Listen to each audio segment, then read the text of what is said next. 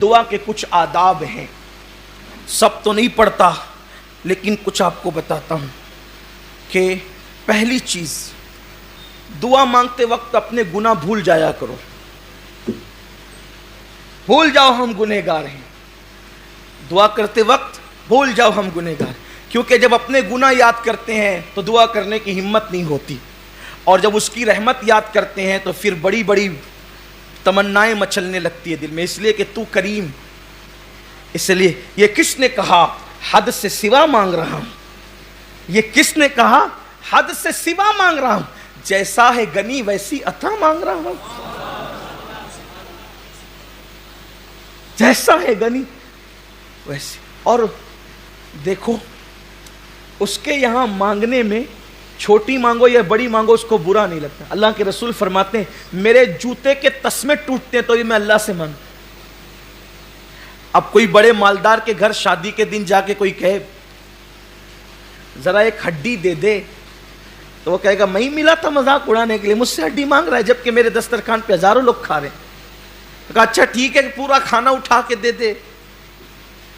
تو کہا یہ بھی اس سے بھی بڑی کوئی مذاق تھی، ارے پورا کھانا اٹھا کے تجھے دوں گا تو اوروں کو کیا کھلاؤں گا. ایک شخص ایک بادشاہ کے پاس گیا، کہنے لگا ایک چونی دے دو.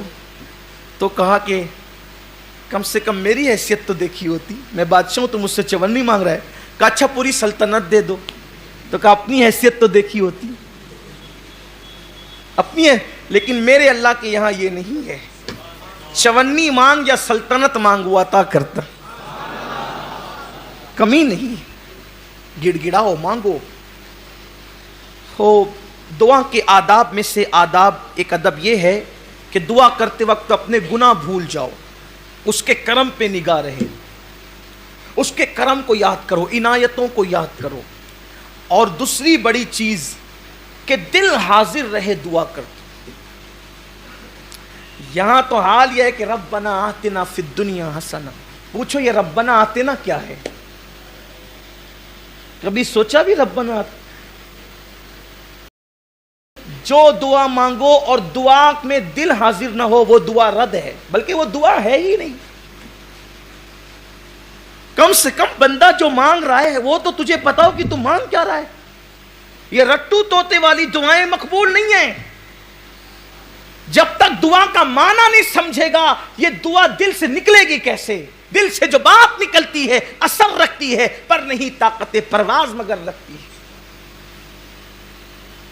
تو دعا کا تعلق دل سے ہے، وہ دل سے نکلے.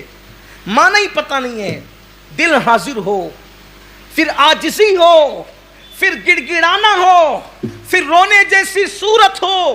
رونا نہیں آتا تو رونے جیسی صورت ہو. اور کامیاب ہے وہ دعا جس میں کم سے کم ایک آنسو نکل جائے. منہ بگڑتا ہے اس کی پرواہ نہ کرو، چہرہ کیسا لگتا ہے اس کی پرواہ نہ کرو. ارے لوگوں کو کیا دکھانا ہے، یار دیکھ لے، بس اسی میں ہماری کامیابی ہے. میں کیسا لگوں گا؟ تو کیا دعا کرتے وقت آپ نے کوئی شوٹنگ کروانی ہے؟ میں کیسا لگوں گا؟ ارے کیسا بھی لگے گا، قدرت کو پیارا جائے.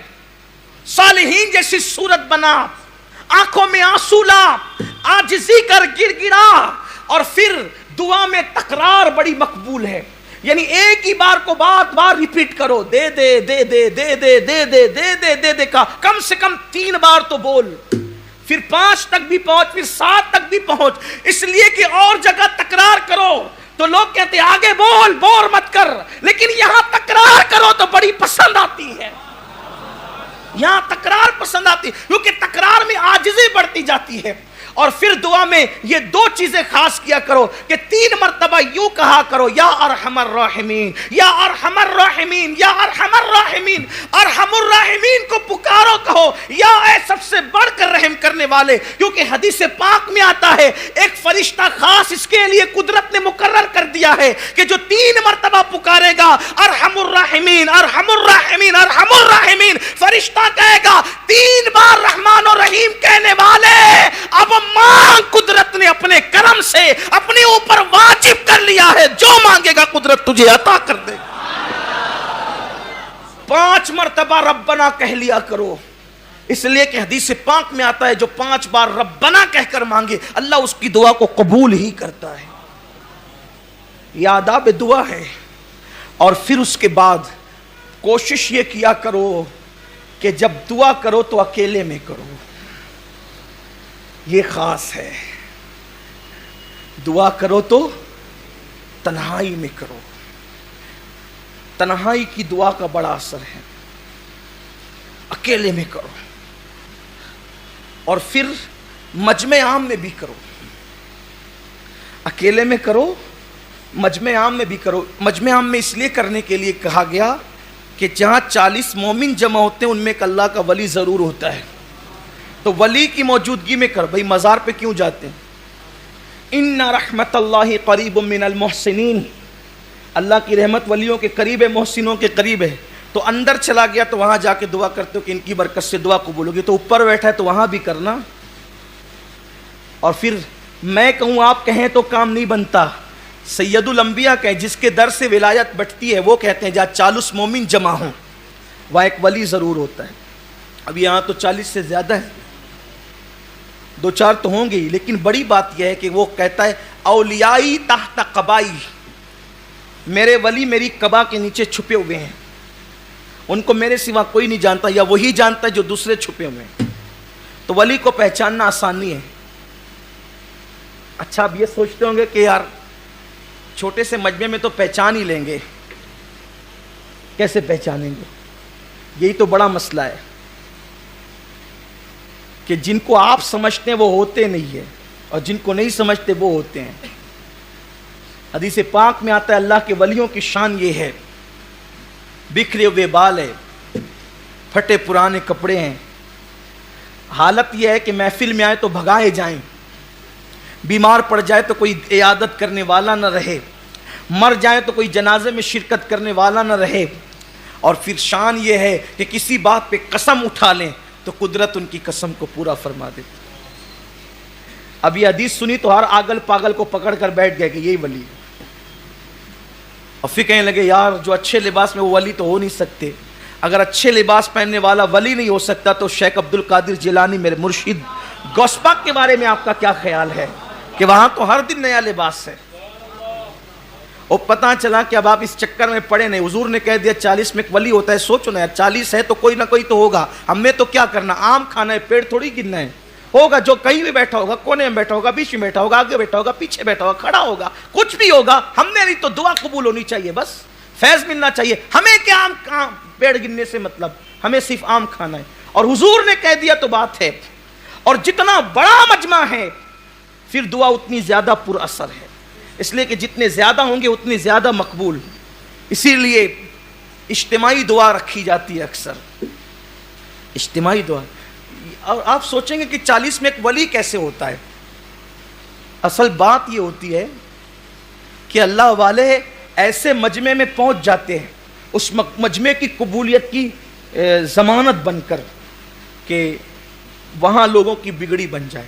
اسی لیے تو کہا گیا نا جہاں دینی محفل منعقد ہو وہاں جایا کرو, وہاں پہنچا کرو دینی محفل میں. کہ ایک دینی محفل میں پہنچنا جو ہے وہ 70 گناہوں کی محفل کا کفارہ بن جاتا ہے. ایک دینی محفل میں پہنچنا 70 گناہوں کی محفل کا کفارہ بن جاتا ہے. تو اس لیے تنہائی میں دعا کیا کرو, پھر اس کے بعد مجمع عام میں دعا کیا کرو. پھر اس کے بعد فرمایا کہ یہ دعا کرو تو ایسے مت کہا کرو اللہ تو چاہے تو قبول کر, تو چاہے تو رد کر. کا یہ رد ہی ہے, یہ رد ہی ہے. اس یقین سے کرو کہ اس نے وعدہ کیا ہے ادعونی استجیب لکم, مجھ سے مانگو میں عطا کروں گا. تو اس نے وعدہ کیا ان اللہ لا یخلف المیعاد, وہ اپنے وعدے کے خلاف نہیں کرتا. تو اس یقین سے کرو کہ اللہ تو نے وعدہ کیا ہے, میرے مانگنے کی ہوشیاری نہیں ہے, میری دیر ہوشیاری نہیں ہے, میرا کوئی معاملہ نہیں ہے, تو نے وعدہ کیا ہے تو تو اپنے کرم سے قبول کرے گا اور وہ قبول ہی کرے گا. اللہ فرماتا ہے میرا بندہ میرے ساتھ جیسا گمان کرتا ہے میں اس کے ساتھ ویسے فیصلہ کرتا ہوں. پھر جب دعا کرو تو دعا کرنے کی قبولیت کی نشانی یہ ہے کہ دعا کرنے سے پہلے کچھ نیک عمل کرو. مثال کے طور پہ دعا کرنے سے پہلے چپکے سے صدقہ دو, خاموشی سے صدقہ دو, ہو سکے تو 2 رکعت نفل پڑھو, किबले की तरफ रुक करके बैठो, दो जानों बैठो, पहले अल्लाह की हम्द बयान करो, फिर हुजूर पे दुरूद पढ़ो, फिर अपने गुनाहों से तौबा करो, फिर अल्लाह की बारगाह में मांगो। फिर कहा उसकी रहमत को महदूद मत करो, उसकी रहमत को महदूद मत करो। ये मत कहो अल्लाह मुझे ये दे, मुझे ये दे, मुझे ये दे, बल्कि ये कहो हमें ये दे, हमें ये दे, हमें ये दे। देखो हदीस हुजूर ने जो दुआएं की है, रब्बना, ऐ हमारे रब, आतिना, अता कर हमें, फिर दुनिया हसना, अच्छी दुनिया, व फिल आखिरत हसना, अच्छी आखिरत अता कर, वकीना अज़ाबन नार, और हमें अजाब से महफूज फरमा। यानी सबको मिलाओ। अब सबको मिलाने से फायदा क्या? मैं दुआ कर रहा था मुझे दे, नेमत का मुस्तहिक न था, लेकिन कहा हमें दे, पूरी उम्मत को मिलाया तो पूरी उम्मत में कोई तो मुस्तहिक था, तो मैं मुस्तहिक न था, वो मुस्तहिक था। मैं अपने लिए मांग रहा था, मुमकिन है मुस्तहिक न था, न मिलता, लेकिन अब वो पूरी उम्मत को मिलाया तो उम्मत में कोई ना कोई तो मुस्तहिक होगा। अब वो मुस्तहिक को मिलेगा तो मैं थोड़ी महरूम रहूंगा, क्योंकि मैंने सबके लिए मांगा है, तो उसके सदके में मेरी भी बिगड़ी बन जाएगी। इसलिए सबको शामिल किया करो। और फिर अल्लाह ने हज़रत मूसा कलीम से कहा, ए मूसा, मेरे मूसा, ऐसी ज़बान से दुआ कर जिससे तूने गुनाह ना किया हो। ए मूसा, ऐसी ज़बान से दुआ कर जिससे तूने गुनाह ना किया हो, वो दुआ कबूल है। अल्लाह के कलीम ने अर्ज़ की, मौला ऐसी ज़बान कहाँ से लाऊं? हालांकि ये तो तवाज़ो और आजिज़ी है, वरना अल्लाह का नबी तो मासूम है, अल्लाह का नबी तो मासूम है। अर्ज़ की ऐसी ज़बान कहाँ से लाऊं? अल्लाह ने फरमाया किसी बंदे से अपने लिए दुआ करवा, इसलिए कि उस ज़बान से तूने गुनाह नहीं किया। हालांकि नबी तो बेगुनाह है, लेकिन हमें तालीम दी जा रही है, आपने मेरी ज़बान से गुनाह नहीं किया, मैंने आपकी ज़बान से गुनाह नहीं किया, तो मेरी ज़बान आपके लिए दुआ करेगी तो कबूल होगी, और आपकी ज़बान मेरे लिए दुआ करेगी तो कबूल होगी। अल्लाह अकबर। इसीलिए मेरे आका फरमाते हैं, जब कोई मोमिन किसी मोमिन के पीठ पीछे दुआ करता है, अच्छा यहां तो सामने दुआ करते हैं, पीठ पीछे तो गिबत ही करनी है, बुराई करनी है, एक दूसरे की कब्र ही खोदनी है।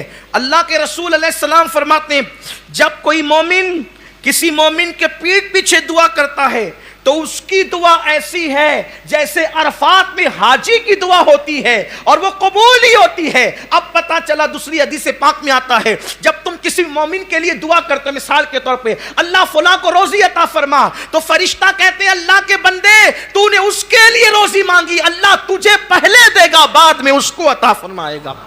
इसलिए पीठ पीछे दूसरे के लिए दुआ किया करो, अल्लाह उसको मुसीबत से बचा, अल्लाह उसको रहमतें अता फरमा। और दुआ में अव्वल भी दुरूद, आखिर भी दुरूद। इसलिए कि मौलाना इमामुल मुतकल्लिमीन मौलाना की अली खान रहमतुल्लाह अलैह फरमाते हैं कि दुआ का शहपर है दुरूद। शहपर परिंदे में जो उसके बाजू होते हैं ना, कई पर होते हैं, शह पर उसको कहते हैं जो बड़ा पर होता है और उसकी वजह से परिंदा ऊपर उड़ता है, उसको शह पर कहते हैं। तो कहते हैं दुआ का शह पर दुरूद है, वही दुआ ऊपर जाती है जो दुरूद के पर के साथ होती है। जिस दुआ में दुरूद नहीं होता, फिर वो दुआ फारूक आजम कहते हैं ज़मीन और आसमान के दरमियान लटकी मुअल्लक रहती है, जिसमें दुरूद नहीं होता। इसलिए कि अव्वल दुरूद मकबूल, बाद में दुरूद मकबूल। अल्लाह की शान से बईद है कि वो पहला कबूल करे, आखिरी कबूल करे, बीच का छोड़ दे। पहला कबूल करेगा, आखिरी कबूल करेगा, तो बीच का भी कबूल ही करेगा। तो दुरूद पढ़ के दुआ किया करो, और फिर जब दुआ करो पेट में भी हलाल हो, जिस्म पर भी हलाल हो, इसका ख्याल करो। और जहाँ बैठ कर दुआ कर रहे हो ज़मीन पाक हो।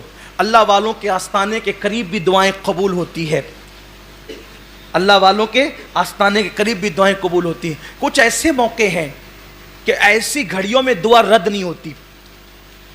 शबे जुमा में दुआ रद्द नहीं होती, जुमा की शब में दुआ रद्द नहीं होती, जुमा के दिन भी दुआ रद्द नहीं होती।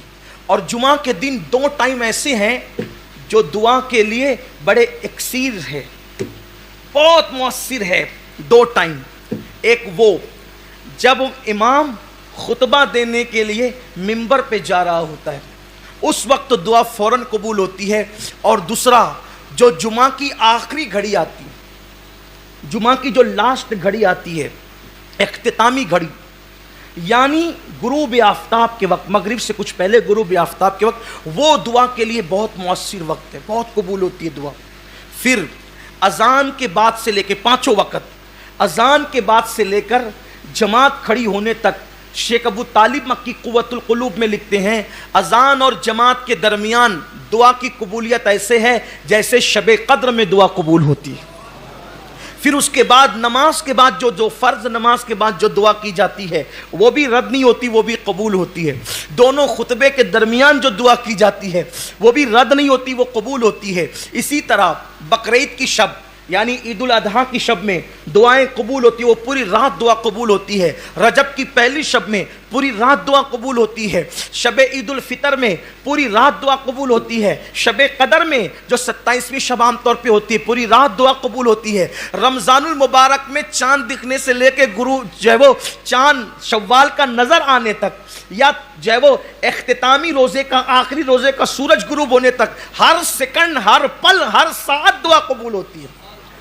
وہاں اس پورے مہینے میں کبھی دعا رد نہیں ہوتی۔ پورا مہینہ گویا کہ سیزن ہے مانگنے کا، کتنا مانگنا ہے مانگو، مانگتے مانگتے تھکو گے، دیتے دیتے کبھی نہیں تھکتا۔ کیا شان ہے میرے مولا کی۔ تو شب عید الفطر، رمضان شریف کا پورا مہینہ، پھر اسی طرح سے شب برات، پھر اسی طرح سے جب کسی کا انتقال ہو، جب کسی کی روح نکلتی ہو تو وہاں بھی رحمت کے فرشتے ہوتے ہیں۔ تو وہاں زبان سے کوئی ایسا کلمہ مت نکالو، اس لیے کہ وہاں جو بھی باتیں ہوتی ہیں فرشتے اس پہ آمین کہتے ہیں۔ تو روح نکلتے وقت کا معاملہ بھی بڑا جو ہے وہ قبولیت دعا کا ہوتا ہے جب کسی کی، اور خاص طور پہ روح نکلنے کے بعد جب کسی مومن کی آنکھیں بند ہوتی ہے اس وقت بھی دعا قبول ہوتی ہے۔ یہ بھی دعا کی قبولیت کا وقت ہے۔ اسی طرح بارش برستی ہے تو بھی دعا قبول ہوتی ہے، دعا مستجاب ہوتی ہے۔ دیکھو دعا تو ہر وقت قبول ہوتی ہے، یہاں جو قبول ہونے سے مراد ہے وہ یہ ہے کہ دعا کا اثر جلدی ظاہر ہوتا ہے۔ اسی طرح جب مرغ بانگ دیتا ہے، اذان دیتا ہے، اس وقت بھی دعا قبول ہوتی ہے، اس لیے کہ مرغ اذان اس وقت دیتا ہے جب وہ رحمت کے فرشتوں کو دیکھتا ہے، جب وہ رحمت کے فرشتوں کو دیکھتا ہے۔ حیرت کی بات یہ ہے کہ لوگ رسول اللہ کے متعلق کہتے ہیں کہ ان کو دیوار کے پیچھے کی خبر نہیں۔ ارے یار، جس مرغے کو تو 200-500 روپے میں خرید کر کے کھاتا ہے وہ رحمت کے فرشتوں کو دیکھ لیتا ہے، جسے مولوی دیکھ نہیں پاتا اسے وہ مرغا دیکھ لیتا ہے۔ آپ غور کریں، یہ بیچارہ زندگی بھر یہی تقریر کرتا رہتا ہے کہ انہیں تو دیوار کے پیچھے کی خبر نہیں، دیوار کے پیچھے او تیری 2 ٹانگ کا مرغا دیکھ رہا ہے، رات دن وہ دیکھ رہا ہے اور اذان پڑھ رہا ہے، اور اس وقت تو دعائیں قبول ہو رہی ہے۔ حیرت کی بات ہے کہ لوگ یہ حدیث نہیں پڑھتے۔ یہ حدیثیں لوگوں کی نظر میں آپ سوچتے ہیں کہ یار ان کی بات کیوں آ گئی؟ ان کی بات اس لیے آ گئی کہ آپ کا عقیدہ محفوظ ہونا چاہیے، ورنہ پھر ان باتوں کا فائدہ کیا ہے؟ ہمارا مقصد ہے اللہ کے رسول صلی اللہ علیہ وسلم کی سچی وفا کے ساتھ جیو، اسی کا نام ایمان ہے۔ ورنہ اگر ان کے ساتھ وفا نہیں ہے تو پھر کوئی دعا بھی اثر والی نہیں ہے، پھر کوئی عبادت بھی اثر والی نہیں ہے۔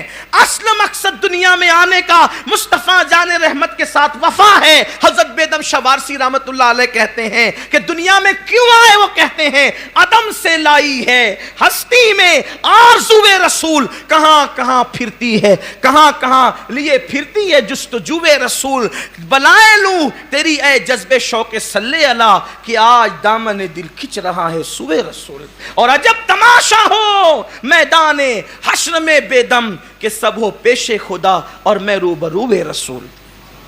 تو یاد رکھیے، جب مرغا اذان دے، بارش ہو تب دعا کرو، مرغ اذان دے، بانگ دے، تب بھی دعا کی قبولیت کا وقت ہے، اس وقت بھی دعا قبول ہوتی ہے۔ پھر اس کے بعد کبھی کبھی ایسا ہوتا ہے، آپ گور، بس اب بات ختم کرتا ہوں، ٹائم ہو گیا ہے۔ کبھی کبھی ایسا ہوتا ہے کہ آپ کے دل میں بڑی رقت آتی ہے، کبھی کبھی دیکھنا ایسا اتفاق ہوتا ہے، دل زیادہ عبادت کو چاہتا ہے، دل کبھی رونے کو کرتا ہے، آنکھ میں آنسو آنے لگتے ہیں، یعنی دل نرم ہو جاتا ہے۔ تو حدیث پاک میں آتا ہے جس وقت دل نرم پڑ جائے اس وقت دعا کرنے کو غنیمت جانو، کہ اس وقت جو دعا کی جاتی وہ فوراً قبول ہوتی۔